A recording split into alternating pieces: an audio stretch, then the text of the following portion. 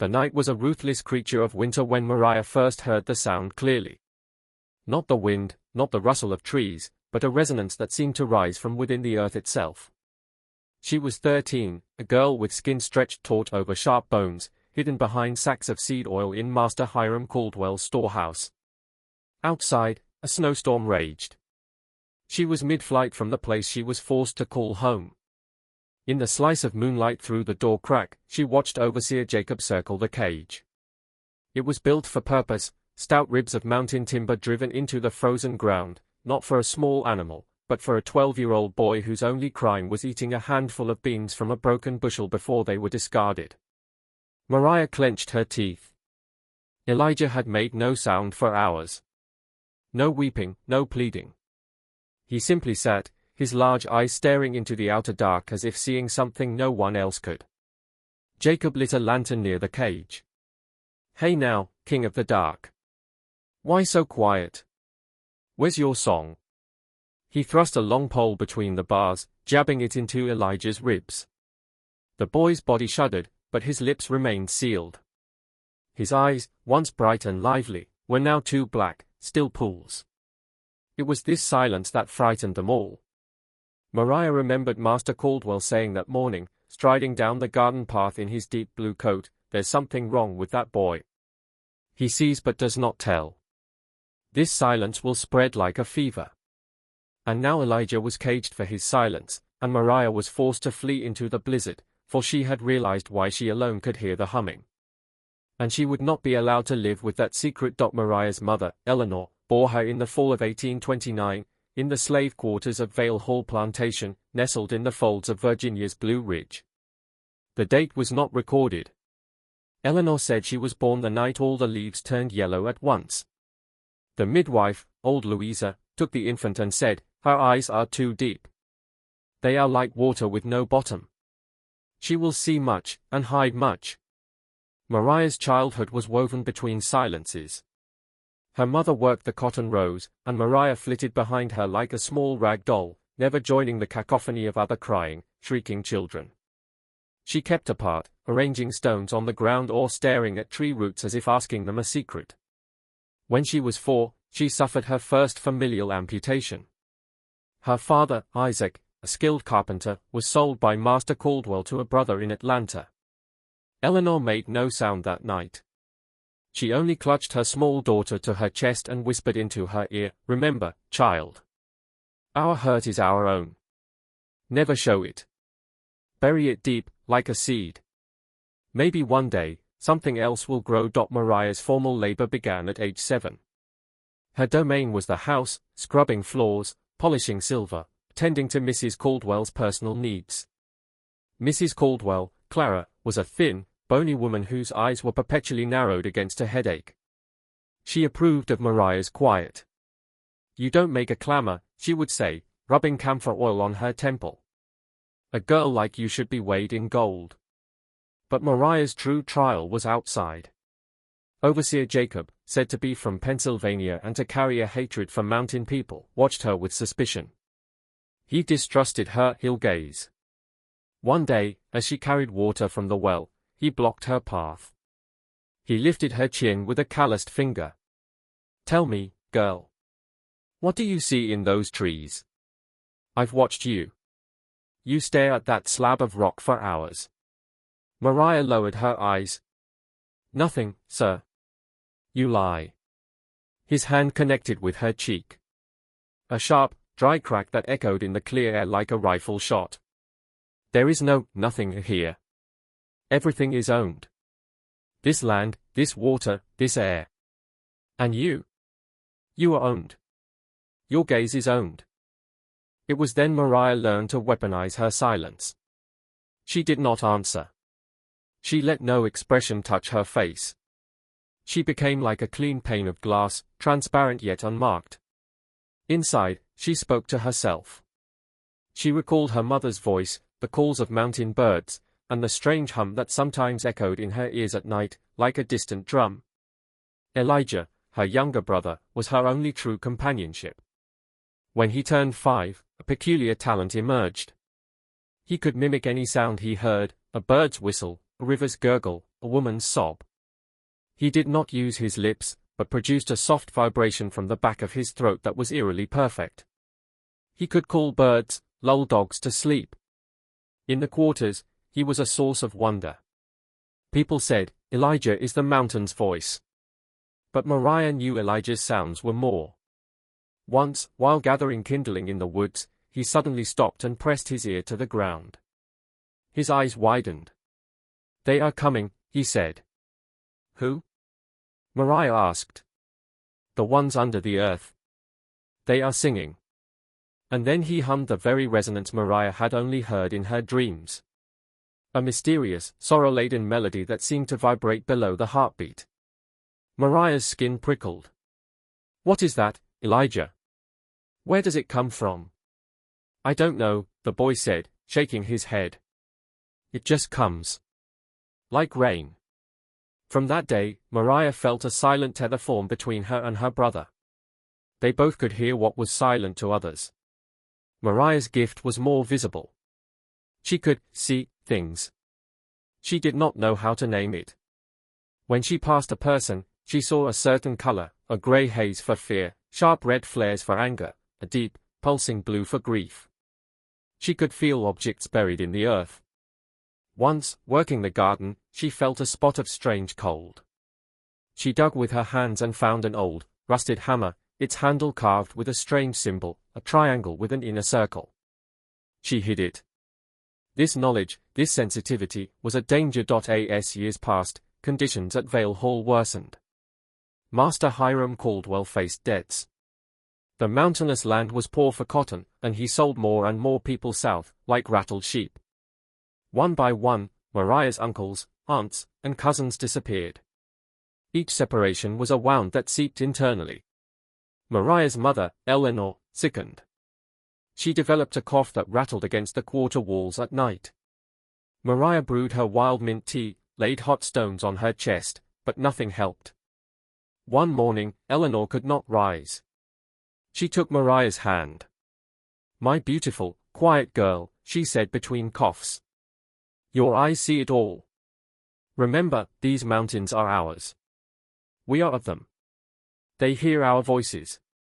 You will hear them too. And when the time comes, you will know."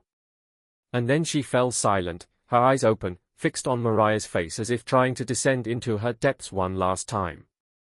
Eleanor's death broke something inside Mariah. She grew quieter still. She now worked 20 hours a day, rising at 4 to scrub the house floors, tending the garden at noon, sewing Mrs. Caldwell's dresses by evening. Blisters formed on her hands, then calloused into dead skin. And then the incident with Elijah occurred. A guest of Master Caldwell's, a lawyer grown rich on herding sheep, witnessed Elijah's mimicking. He joked, "Hiram, that boy is a piece of treasure. Sell him to a circus, secure your future." Master Caldwell looked at Elijah as if for the first time. That evening, Elijah heard another sound, the mysterious hum from the earth. He was so entranced he stumbled into Master Caldwell's path in the storehouse. The master's bowl clattered to the floor. "This mute simpleton!" Master Caldwell roared. "He has a devil in him that misleads him. Cage him. We must beat this bad spirit out." And so Elijah was locked in the special cage. He was given only bread and water, and Jacob questioned him daily on what he heard. But Elijah refused to open his mouth. He only sat in silence, his eyes on the mountains. Like a waiting traveler, Mariah decided to run. Not just for herself, but to save Elijah. She knew if she did not, Elijah would die in that cage or be sold to a place of no return. A plan formed. She remembered her mother speaking of earth paths. Our ancestors, who were free in these mountains, Eleanor had said, they knew how to travel within the earth. They knew caves, secret passages, underground streams. Mariah had seen an old map in Master Caldwell's office during her work. It read, Clay County, Virginia, mineral resources. In a glance, she saw markings, small circles and lines that seemed to indicate a specific route. And she still had the hammer she'd found, bearing the same symbol from her dreams. The blizzard was a mercy. Everyone would be shut in. Jacob, who slept deeply after drink, would sleep deeper. That night, when the house was still, Mariah pulled a small bundle from under her pallet. A few crusts of dried bread, the old hammer, and her mother's only token, a small stone bearing a natural star shape. She slipped into the night. The snow needled her face. She crept to the back of the storehouse where Elijah's cage stood. Jacob was there, wrapped in a blanket under a tree, a lantern at his feet. He was asleep. Mariah crawled to the cage. Elijah saw her. His eyes showed no surprise, only a calm recognition. He slipped his hand between the bars. Mariah touched it. It was cold as ice. "I'm getting you out," Mariah whispered. "No," Elijah said softly, for the first time in weeks. "You must run. You know the way. You're coming with me." "I cannot. My sound, it will lead them to me." "You go. In the mountains, there is a place where the earth sings. Go there." Mariah shook her head. She pulled out her hammer and struck the lock. The sound was swallowed by the snow, but Jacob stirred. Mariah hit it again. The iron hasp broke. She pulled the door open and dragged Elijah out. The boy stumbled, his feet numb. "Who's there?" Jacob's voice. He was awake, now reaching for his rifle. Mariah grabbed Elijah's hand and they ran into the snowy dark. Jacob's shout followed. "Stop! Or I'll shoot!" They plunged into the woods. Branches, heavy with snow, lashed at them. Mariah had no bearing from the map, only the pull of her own heartbeat. The hum, still clear in her ears, grew stronger. It drew her. A gunshot cracked. Then another. Elijah gasped and fell. "Elijah!" Mariah tried to lift him. Warm blood seeped across his back. "Go on," he said, his voice faint. His close. "I won't leave you. You must. Remember, it sings, like Mama used to." Jacob's lantern light flickered between trees. Mariah hid Elijah behind a large rock. "I'll come back," she whispered fiercely. "Trust me." And then she ran. She could not feel her feet, only the drum of her heart and the resonance in her ears. She slid down an embankment into a narrow valley. Here the snow was thinner, and warm vapor rose from the ground. A hot spring. According to the map, this was the place. And then she saw it, on the face of the rock, beneath ice and mud, the same symbol.